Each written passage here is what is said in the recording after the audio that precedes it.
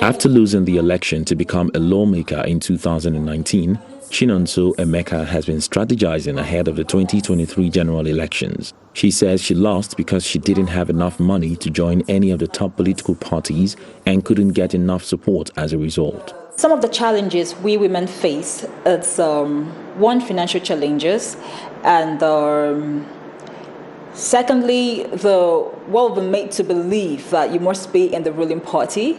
I want to encourage a lot of women out there who are interested in joining the political space that they shouldn't be discouraged because they're not able to obtain a form in APC or PDP. There are other parties where they can go in and obtain their forms, like I did.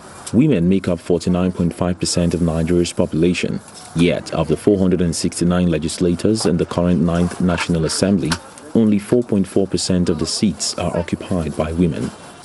That's even worse than the previous 8th Assembly figure of 6.2%.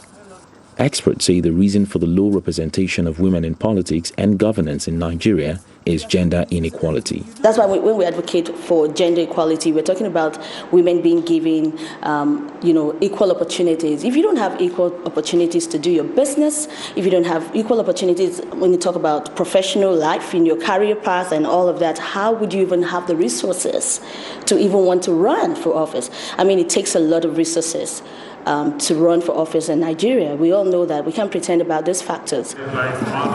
In March, President Muhammadu Buhari pledged to support more women in leadership positions and promised better access to credit facilities for them. But beyond the promises, many are advocating for laws which support gender equality, especially in leadership positions. I've not really been an advocate for, affirmative action because I believe that people should be given equal opportunities, whether you're a man or a woman. But since we can't have that in this part of the world, then we can use legislation. If we have the right policies in place, and then we have the political will to actually enforce these policies and ensure that they actually work, that could be one major solution. And that's exactly what lawmakers at the 9th National Assembly are doing.